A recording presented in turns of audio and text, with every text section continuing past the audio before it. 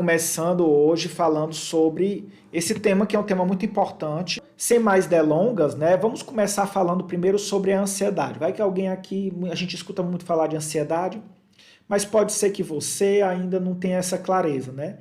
Que todos nós temos ansiedade. A ansiedade, ela faz parte do ser humano. E a ansiedade, ela não necessariamente vai ser algo ruim. A ansiedade, ela, até certo ponto, ela é benéfica, porque ela nos move para a ação, ela nos faz olhar para o futuro, nos faz desejar. E a ansiedade faz com que a gente também tenha mais atitude, né? Saia da inércia. Como eu sempre digo, na perspectiva do Eneagrama, não existe essa coisa de bom e mal, existe o uso que a gente faz dela ou a dosagem que a gente dá para ela na nossa vida. E o que acontece com a ansiedade é a mesma coisa. Quando a ansiedade ela tem uma grande presença, quando ela sai daquela... Quando ao invés de você ter ansiedade, a ansiedade possui você, aí é quando a coisa desanda. Aí é quando a coisa vai para uma outra dimensão que não vai ser saudável para você. E a gente vai perceber que a gente tem as definições de ansiedade que seriam termos não técnicos, né? Você pode chamar a ansiedade de angústia, uma perturbação de espírito causada por uma certa incerteza, ou mesmo a aflição. E a gente também pode levar em consideração o aspecto técnico do que é essa ansiedade, né? Que aí a gente entende ela como um fenômeno que vai nos beneficiar em alguns momentos e que pode nos prejudicar em outros, dependendo do que? Das circunstâncias e da sua intensidade. E aí, essa ansiedade, ela pode se tornar algo patológico. A gente vai perceber que ela pode levar qualquer um dos 9 traços a descer nos níveis de consciência e dessa maneira caminhar em direção aos transtornos de personalidade que podem surgir ali da degradação da nossa consciência. Então, naturalmente, a gente vai ver que essa ansiedade, ela pode impactar nas 3 dimensões. Ela não só pode, como ela impacta as 3 grandes dimensões que a gente trabalha no processo de terapia Eneagrama. Ela impacta na dimensão da consciência, né, que tem a nossa dimensão cognitiva. Ela impacta na dimensão do coração, que é a nossa dimensão das emoções, e ela impacta na dimensão do nosso corpo, com a somatização, né, a parte somática. Então a gente vai perceber que dentro do processo da ansiedade, a gente vai ver que tem várias possíveis causas para ela. A gente pode ter ansiedade que é causada por uma questão mesmo química do cérebro, né? Pode ter algum tipo de desequilíbrio lá. A gente vai ver que a ansiedade pode ser causada também por uma certa falta de suporte familiar, por uma situação de estresse elevado, por algum trauma que você tenha vivido na infância. E a gente vai perceber, inclusive, que esses traumas é uma das causas que a gente vai associar aqui no decorrer da nossa live, trazendo a questão da criança ferida, trazendo a questão da ferida inicial de cada traço de personalidade, como sendo também ali a origem do gatilho disparador dessa ansiedade. Então é muito importante a gente ter consciência de que a ansiedade ela é diferente em cada um de nós, também porque a nossa personalidade ela é dinâmica e porque cada um de nós tem um traço específico. O que gera ansiedade para mim, como um predominante do traço 4 do Eneagrama, é muito diferente do que gera ansiedade para uma pessoa do traço 5. Olhe lá se não for antagônico. Então, a gente vai identificar como esses padrões afetam a nossa vida. E a gente vai perceber que para o Eneagrama, né, existe ali gatilhos específicos. A gente sabe que também existem gatilhos específicos na questão da nossa vida como um todo, né? Se você, por exemplo, passa por muito estresse, se você está no sedentarismo, se você percebe que quer muito uma coisa e aquela coisa está caminhando para um estado de frustração, aquilo também vai ser um gatilho. Mas a gente vai focar principalmente nos gatilhos disparadores da nossa própria personalidade, que são os 9 gatilhos que a gente vai falar aqui. E aí é muito importante você pegar, sentar, anotar aí com a canetinha, porque vai ouvir vários insights. E se você conhece ou não conhece a sua personalidade ainda na luz do Eneagrama, não tem problema. Porque o que eu vou trazer para você aqui vai te trazer consciência de quais são esses gatilhos que estão atuando hoje na sua vida. Então, independente de qual seja o traço marcante da sua personalidade, você pode estar sofrendo a influência do gatilho dele, ou você pode estar sofrendo a influência de mais de um gatilho, dependendo do nível de ansiedade que você está vivendo hoje. Então presta atenção, porque eu vou falar aqui para vocês na perspectiva de qual é o gatilho disparador de cada personalidade. E aí você vai fazendo esse link com você, entendeu? Se você está sob a ação de um ou do outro. Então, gente, vamos lá. Vamos começar a falar dos traços de personalidade e como é que essa ansiedade chega neles. Normal, obviamente, né? O primeiro traço de personalidade é o traço perfeccionista. É o traço que busca a retidão no comportamento, nos padrões morais e automaticamente busca também fazer as coisas com alto nível de qualidade. É muito importante a gente saber, antes de eu entrar na questão do traço, volta a fita um pouquinho. Eu quero só deixar para vocês uma coisa bem clara. Existem duas coisas que disparam a ansiedade em todos nós na perspectiva do Eneagrama. Duas coisas centrais, né? Podem haver outros gatilhos menores, mas eu vou falar aqui daqueles que são mais presentes e mais impactantes. O que é que dispara a ansiedade em nós? O gatilho da nossa personalidade, que vai estar muito associado com a nossa criança ferida e vai estar associado com aquele padrão emocional que a gente estabelece dentro da gente, e os nossos instintos. Os nossos instintos são gatilhos fortíssimos, disparadores do padrão de ansiedade. E que muitas vezes levam a gente a ter, inclusive, crises fortes de ansiedade. Por quê, André? Porque os instintos, para o Eneagrama, são estratégias de sobrevivência, estratégias para atender necessidades que nós consideramos urgentes para a nossa sobrevivência. E mais do que isso, estratégias que trabalham na perspectiva de supercompensação. Então é uma coisa que quando se manifesta de uma maneira, uma intensidade desproporcional e suas consequências também são desproporcionais. O padrão da ansiedade. Como eu disse para vocês, a ansiedade ela pode, através, na perspectiva do Eneagrama, ter como gatilho disparador os instintos e ter como gatilho disparador os padrões da nossa personalidade. Hoje eu vou falar sobre a personalidade. Então, entrando nos traços de personalidade, como a ansiedade se manifesta e como é que ela atua.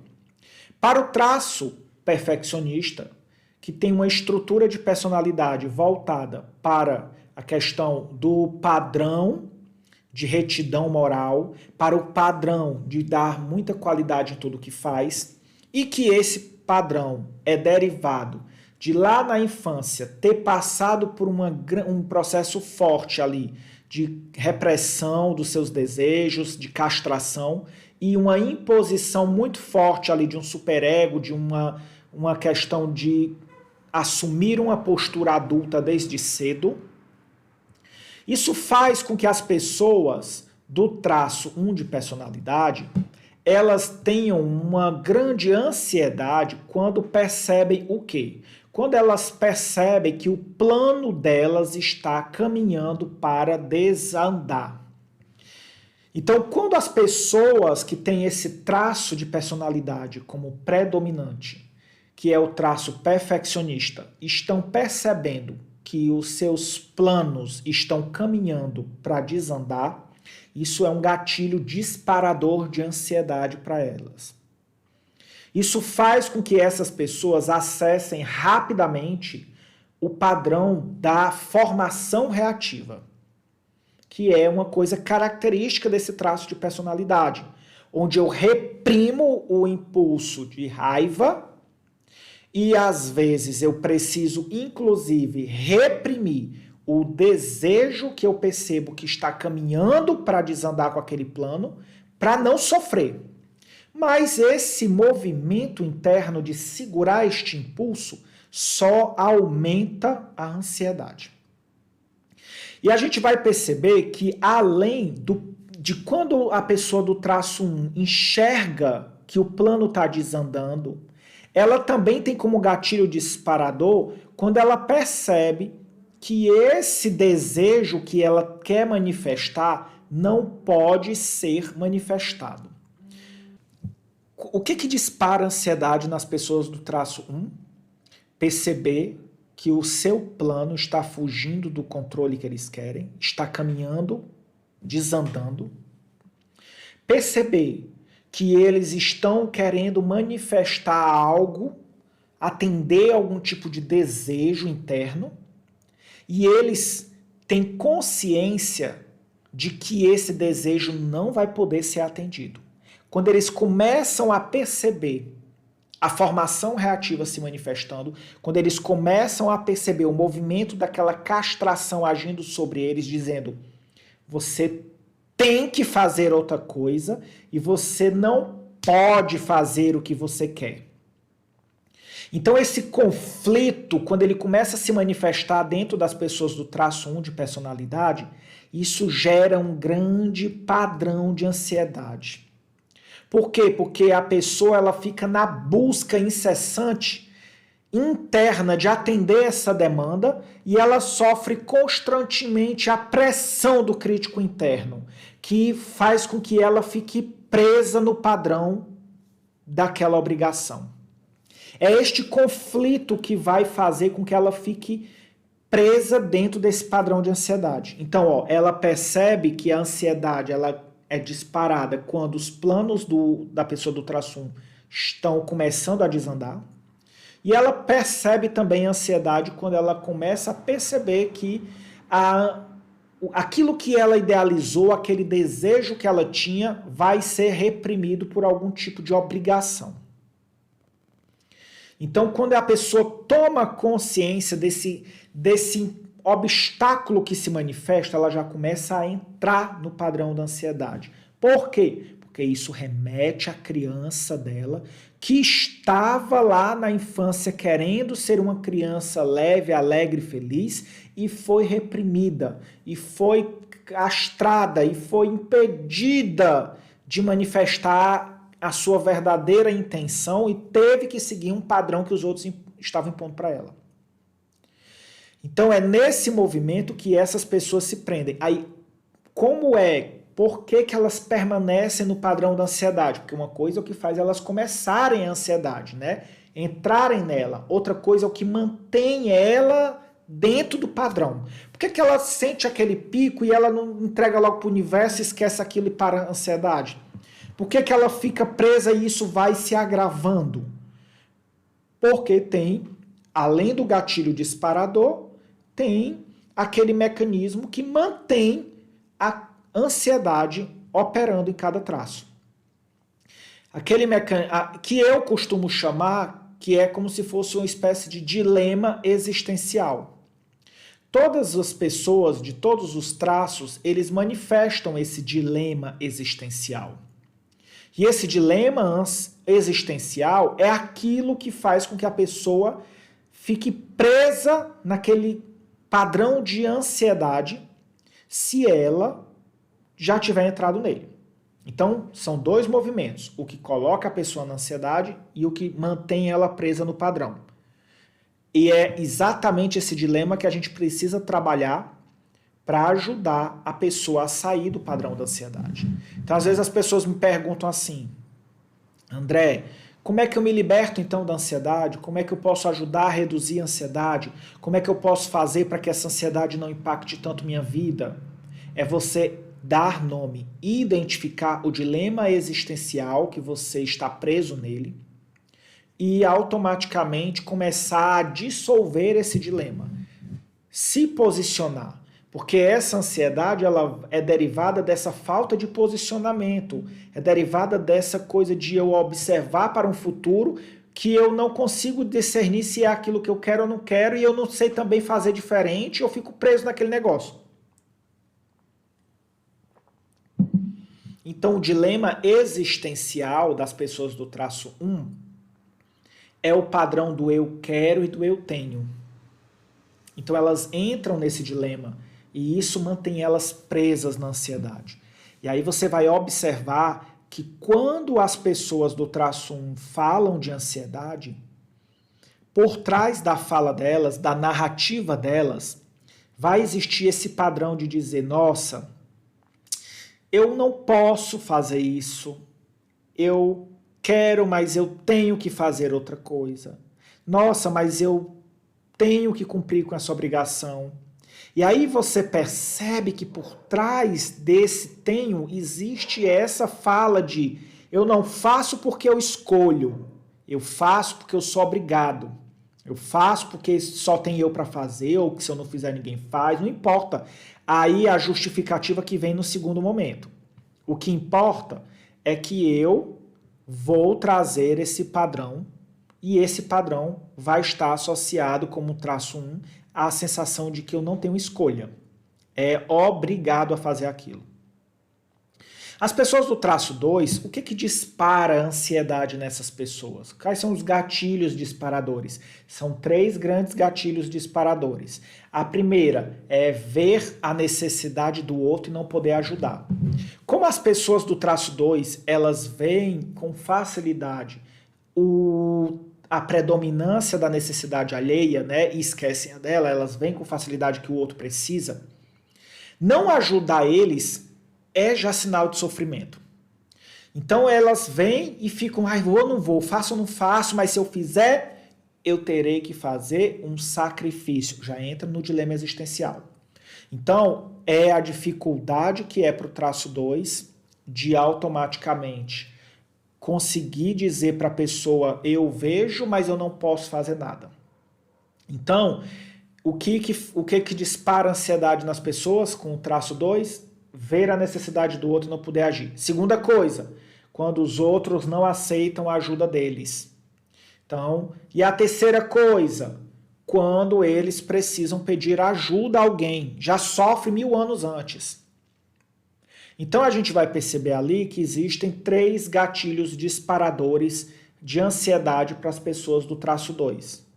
Quando vê a necessidade do outro e não consegue fazer algo por ele, quando percebe que o outro não aceitou a ajuda que ele queria oferecer e quando ele sente que precisa pedir ajuda. Por quê? O que está por trás desses 3 padrões? Existe algo maior. É a ferida lá da carência, é o medo de ser rejeitado, é o medo de sentir-se excluído. Então, as pessoas do traço 2, elas podem entrar na ansiedade através desses gatilhos. Mas o que mantém elas lá? O dilema existencial. Qual é o dilema existencial? Doação ou sacrifício? E aí, doa ou se sacrifica? Para eu atender todo mundo, eu tenho que me sacrificar. E às vezes eu tenho que sacrificar até outras pessoas que eu amo para atender outras pessoas. E essa doação e esse sacrifício geram o dilema existencial que faz com que as pessoas do traço 2 fiquem presas no padrão de ansiedade. Uma ansiedade que já não é uma ansiedade benéfica, é uma ansiedade que causa sofrimento. E aí essas pessoas elas precisam superar isso para conseguir seguir em frente. É tanto que a gente vê que muitas pessoas do traço 2 tendem a ter ansiedade forte. Porque elas têm 3 grandes possibilidades de entrar na ansiedade. Nem todos os traços têm a mesma quantidade de gatilhos disparadores. A gente vai ver que, por exemplo, o traço 3 do Eneagrama, que é o competitivo, as pessoas que têm esse traço muito forte, que prezam muito pela questão da imagem, do sucesso, de serem bem-sucedidas, elas naturalmente vão ter 2 grandes gatilhos. A primeira coisa é quando a validação alheia não acontece em relação ao sucesso delas. Ou seja, quando elas fazem algo mirabolante, elas alcançam uma grande meta, elas conseguem se destacar, mas as pessoas não fazem a retribuição, o reconhecimento no nível que elas acharam que era compatível com o esforço que elas tiveram. Isso gera nelas uma grande ansiedade, porque elas começam a pensar se essa ausência desse reconhecimento já é um sinal de uma certa rejeição, que é aquilo que elas têm medo. Outra coisa fortíssima também que acontece é, com o traço 3, se ele perceber que está caminhando para o fracasso, ele entra num padrão muito forte de ansiedade. E diferente do que as pessoas imaginam, o 3 ele é muito persistente, ele é focado, ele não desiste por nada. Não é bem assim. A pessoa do traço 3, quando ela identifica que ela não tem a menor chance de vencer, ele já diz assim, eu prefiro nem fazer do que correr o risco de fazer e fracassar. E aí entra a história da nossa colega, a ginasta. A ginasta que está aí na mídia, trazendo para a gente, né? Muita gente trouxe assim, nossa, que bonito, ela mostrou que...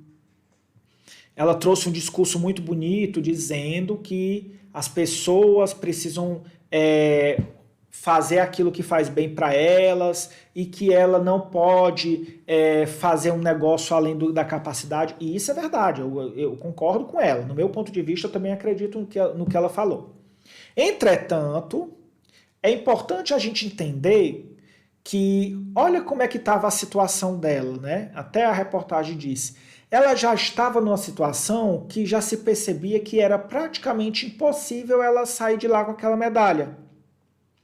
Então tem dois traços de personalidade que são muito fortes nesse momento. O traço 3, que é esse competitivo, que não me espantaria se esse traço estivesse forte presente nela, que é muito comum as pessoas que têm esse traço, quando olham para uma situação como essa de dizer não há nada que eu faça que me faça alcançar o pódio. Então é melhor eu sair com a dignidade de nem ter tentado.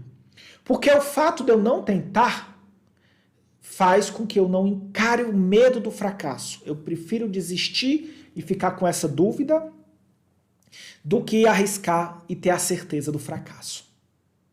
Lidar com a certeza do fracasso vai ser muito mais doloroso para mim. Então, a gente percebe que isso é provavelmente um grande fator que agiu ali sobre ela. Outra coisa predominante também é o traço 1 de personalidade.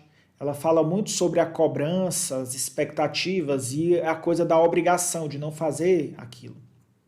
A gente percebe que esse traço também pode estar muito forte presente nela, agindo, apesar de que a narrativa dela é uma narrativa muito forte das pessoas que têm o traço 3 como predominante.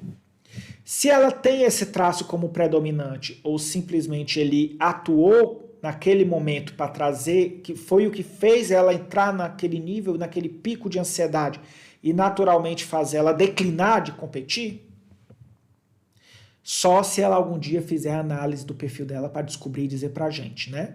Mas a gente tem muita clareza de que é o traço 3 que estava agindo. Se ele é o predominante da personalidade dela ou não, ou seja, se ela se identificaria como traço 3, só ela tem como saber. Mas nós temos como saber que foi a influência dele que agiu naquele momento. Por quê, André? Por causa da narrativa. Por causa da fala. A nossa narrativa revela quem nós somos. E nós aprendemos isso tanto na formação de analista quanto na formação de terapeuta em Eneagrama. O bom terapeuta em Eneagrama, ele aprende a escutar as verdades que estão por trás da narrativa do cliente. Ele reconhece os sintomas por trás da narrativa do cliente e ele consegue fazer o diagnóstico das causas emocionais com base na narrativa do cliente. Quando a gente entende o Eneagrama e a gente começa a perceber esse padrão, a gente consegue entender com muita facilidade que narrativa é essa que está lá em cada traço de personalidade. Então existe uma narrativa que ela é contada, é como se a gente tivesse contando a nossa história de vida naquela perspectiva do nosso traço. Eu até ensino para os meus alunos assim, ó, você não é a sua personalidade. Você tem o teu traço predominante e você tem os outros 8 traços com você. Agora, o seu traço predominante, ele funciona como uma espécie de linha mestra que conecta os padrões mentais, emocionais, comportamentais, as motivações, os sabotadores, os impulsionadores. Então é como se ele desse um quezinho ali na perspectiva de vida. Então a gente vê que quando a gente escuta a narrativa do nosso cliente, é muito claro ver aquilo ali. E a gente consegue, através dessa narrativa, escutar aquilo que não está sendo dito. A gente, quando aprende a identificar o traço, a gente aprende também a trabalhar muito o nosso viés, né? De tirar aquele nosso filtro para ouvir o que o cliente está dizendo. Às vezes o cliente pode achar que a gente não está ouvindo, né? Às vezes tem cliente que acha assim, você está querendo que eu diga aquilo que você está querendo ouvir. Só que não é isso. É porque nós que estamos ouvindo de fora, a gente escuta a narrativa que o cliente conta, que é aquilo que ele escuta dizer, mas a gente escuta a outra narrativa. A gente escuta a narrativa que o traço está trazendo para a gente. Então, por exemplo, ó, a pessoa do traço 3, ela quer ser bem-sucedida sempre. Ela não consegue lidar com a ideia do fracasso. E aí, porque a ideia do fracasso remete à rejeição, que foi a ferida emocional inicial da infância dela. Então, vislumbrar o fracasso é a maior dor que uma pessoa desse traço de personalidade predominante pode ter. E é para evitar isso que ela, com todas as forças, vai criar estratégias para sair dessa situação. Ou para nem entrar nela. E aí a gente vai ver, por exemplo, a perspectiva do traço 4 de personalidade. O que mais dispara ansiedade nas pessoas do traço 4 de personalidade? Principalmente na perspectiva comportamental e na perspectiva de como eles lidam com a sua dor. E aí o que acontece? A gente vai observar que as pessoas do traço 4, o que mais gera ansiedade nelas? A primeira, quando elas estão numa fase de conquista amorosa. Olha, não tem nada que tire mais um sono de um 4 do que quando a pessoa está na fase de querer conquistar alguém. E aí não importa qual é a variante instintiva que você tem.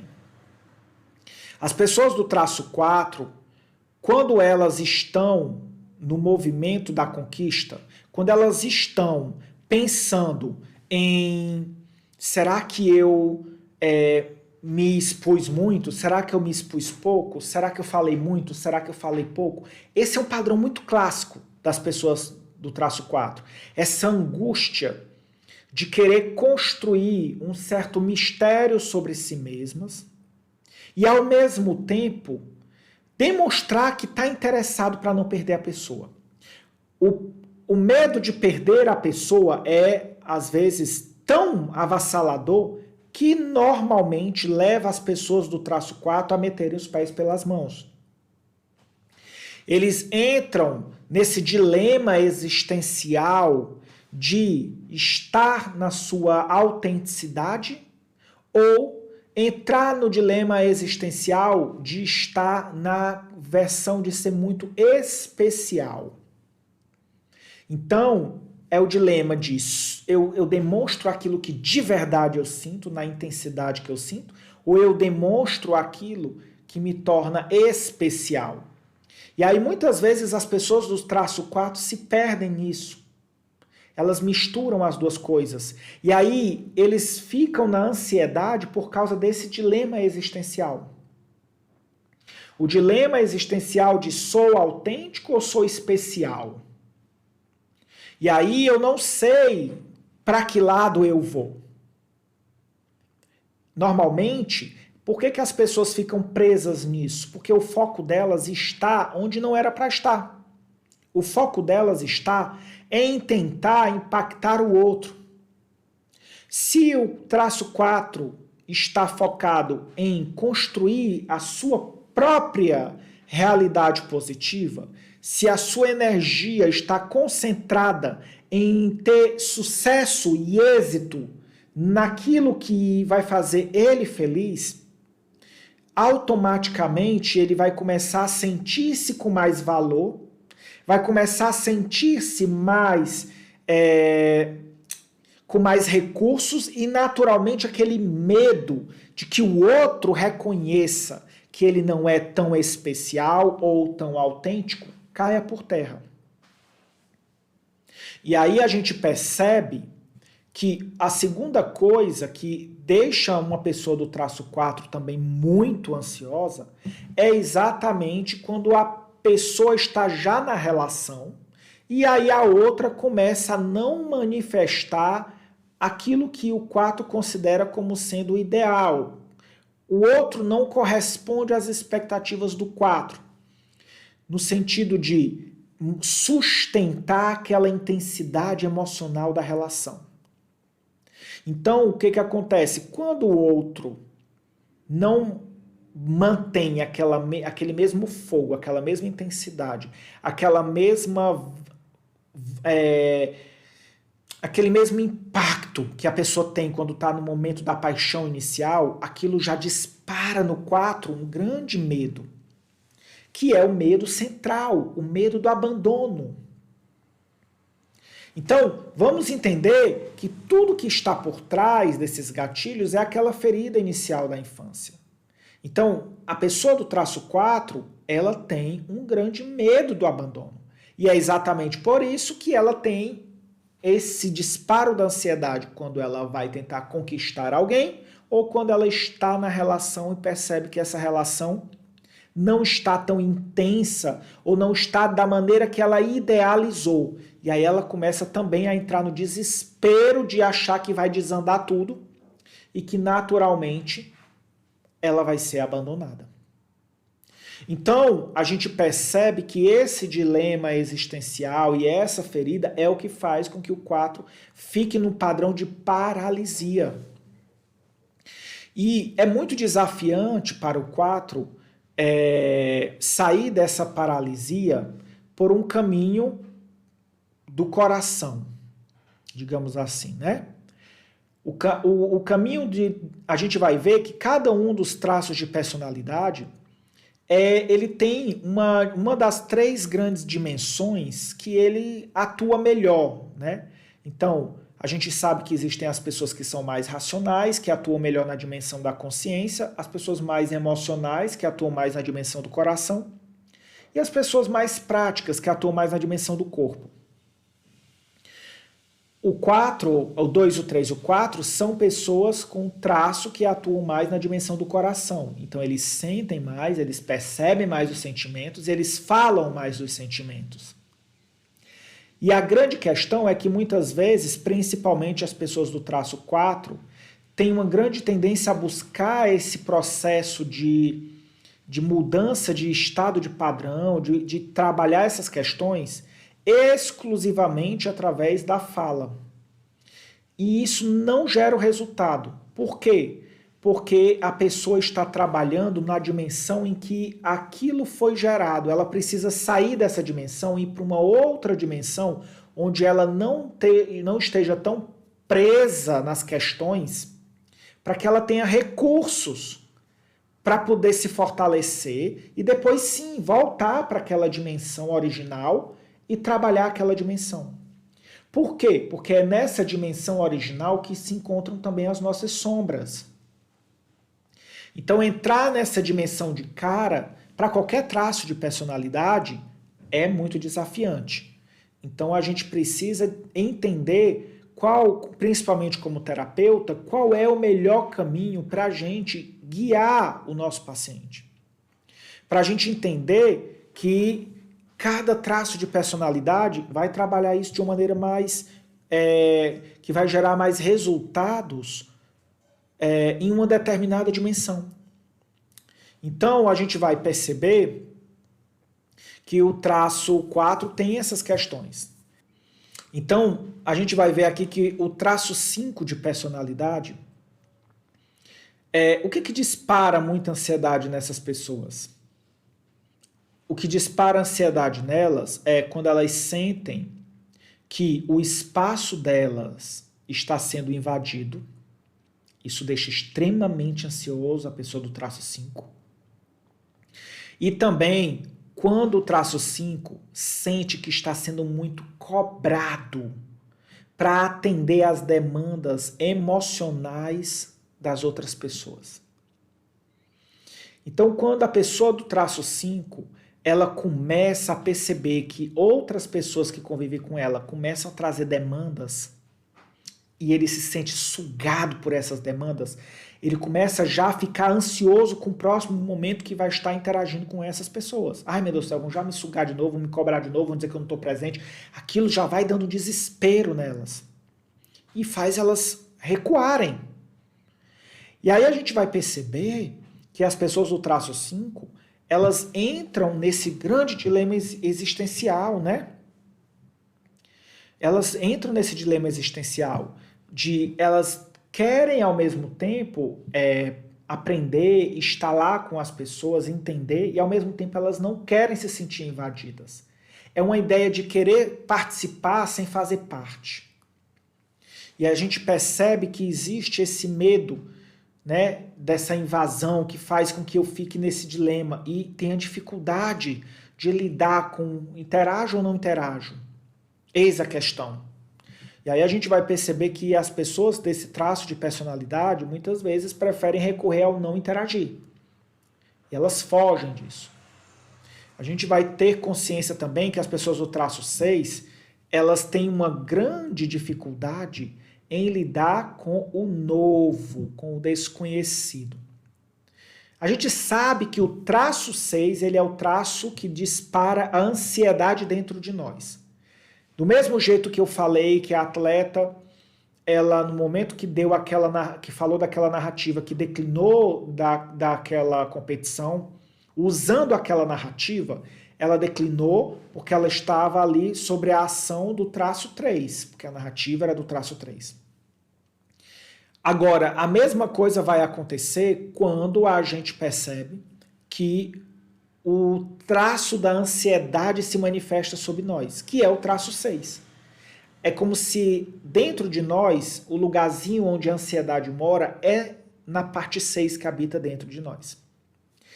Imagina uma pessoa que tem esse traço como predominante na sua vida. Naturalmente, ela vai ser muito ansiosa. E enquanto cada um de nós está muito apegado ao que houve no passado como gatilho disparador dessa ansiedade sobre o futuro, a pessoa do traço 6, ela tem o direcionamento para o novo. É como se tudo que é novo já gera ansiedade. Ela não precisa ter necessariamente uma questão do passado que dispare isso nela. Mas ela tem a questão de não ter se sentido protegida, de não ter se sentido acolhida. Então, naturalmente, como ela não se sentiu protegida, ela passa a acreditar que qualquer situação ela não vai estar protegida. E aí a gente percebe que, naturalmente, as pessoas do traço 6, elas passam a ter medo de tudo que é novo, tudo que é desconhecido. Elas têm medo da primeira vez, a primeira vez de tudo. Quando elas passam por essa primeira vez e normalmente elas identificam que elas conseguiram lidar bem com aquilo, elas dizem, era só isso. E normalmente a ansiedade reduz. André, Pode ser que elas tenham uma ansiedade recorrente? Pode. Se elas perceberem que aquele novo, ele é sempre novo. Como assim, André? Quando ela está trabalhando, ou está fazendo algo, ou está atuando num lugar que é uma situação que sempre tem coisas muito novas acontecendo, né? Sei lá, a pessoa trabalha na área da saúde, você vai trabalhar dentro de uma situação de emergência, então ali toda hora é hora de uma coisa nova acontecer.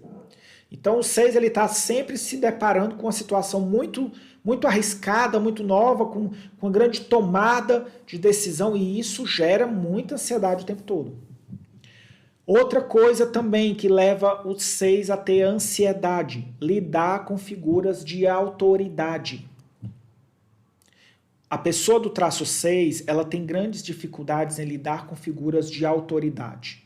Por quê, André? Porque para a pessoa do traço 6, a figura de autoridade ela é ambígua. Ela dá origem ao dilema existencial do traço 6, confiar ou não confiar nas pessoas. Eu quero poder confiar, eu quero criar laços de amizades, mas no começo eu sempre desconfio, é muito desafiante para mim confiar, porque eu não sei se você vai ser alguém prejudicial para mim. Então, surge esse dilema existencial.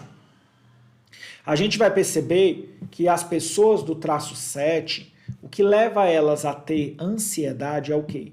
Quando elas sentem que a liberdade delas vai ser privada, se está caminhando para uma liberdade que vai ser castrada, aquilo deixa o 7 já botando o coração para fora pela boca. E quando a pessoa do traço 7 também percebe que ela tem que lidar com muita responsabilidade, um peso muito grande, né? Por exemplo, quando ela tem que assumir compromissos, principalmente compromissos que sejam de longo prazo ou compromissos que não tenham nem prazo definido, como, por exemplo, casar, né? Ter menino. Então, essas coisas que não existe um horizonte é muito desesperador para o 7. Por quê? Porque fica a dúvida se eu vou querer para o resto da minha vida isso. Eu não sei. Então, as pessoas desse traço de personalidade, elas sentem esse peso da responsabilidade e isso faz com que elas, muitas vezes, entrem nesse dilema existencial. Qual é o dilema existencial do 7? É o dilema entre fazer a escolha e não fazer a escolha. Então, as pessoas do traço 7, elas ficam presas nesse dilema que mantém elas acorrentadas ao padrão da ansiedade. Elas percebem que querem tudo, elas não querem ter que fazer a escolha de nada, mas ter tudo causa também a possibilidade de perder tudo. E aí o 7 entra no dilema existencial. E aí eu escolho poucas coisas sem saber se essas poucas serão suficientes para me satisfazer? Ou eu não escolho nada e corro o risco de perder tudo? E aí, chove no molha. Aí a pessoa tá comigo, tô gostando do relacionamento, o que eu faço? Caso ou não caso? E aí eu fico, se eu casar, eu posso me prender, pode não ser a pessoa certa, posso me arrepender. E aí como é que eu fico nessa história? E ao mesmo tempo, se eu não casar, a pessoa pode me dar um pé na bunda, porque vai cansar de mim, e aí como é que eu fico? Arrumo um namorado, né? Então, a gente percebe que o 7 entra nesse dilema. E isso é que mantém a pessoa presa na ansiedade. O traço 8, André, o que leva as pessoas do traço 8 para o padrão da ansiedade? Quando eles percebem, primeiro, que estão perdendo o controle sobre as coisas e as pessoas à sua volta. Porque o 8 precisa ter o controle. Não é o planejamento lá do 1. É o controle mesmo do poder. Os filhos estão crescendo, estão começando a ficar mais rebeldes, mais oriçados. Então aí o 8 muitas vezes quer botar mais pressão neles. Ou quando eles identificam que naquele ambiente tem alguém tão forte quanto eles. E aí a gente percebe que eles ficam mesmo ansiosos e ficam fazendo demonstrações de força. Uma verdadeira queda de braço constante. com brincadeirinhas, com piadinhas uns com os outros, com testezinho de força para ver quem realmente vai ser o alfa. E isso é o que vai determinar esse padrão.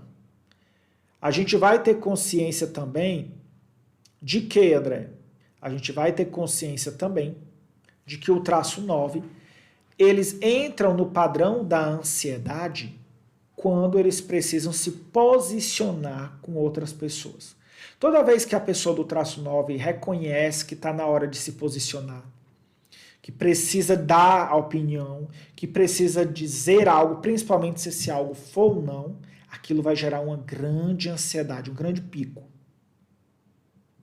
E quando a pessoa do traço 9 ela está prestes a sair do padrão da inércia, quando eles percebem que já não dá mais para ficar naquela mesmice, então eles automaticamente começam a caminhar em direção ao padrão dessa inércia, né?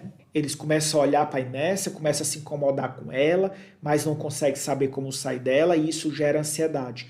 Porque isso leva o 9 para o dilema existencial dele, né? Fazer ou não fazer, eis a questão.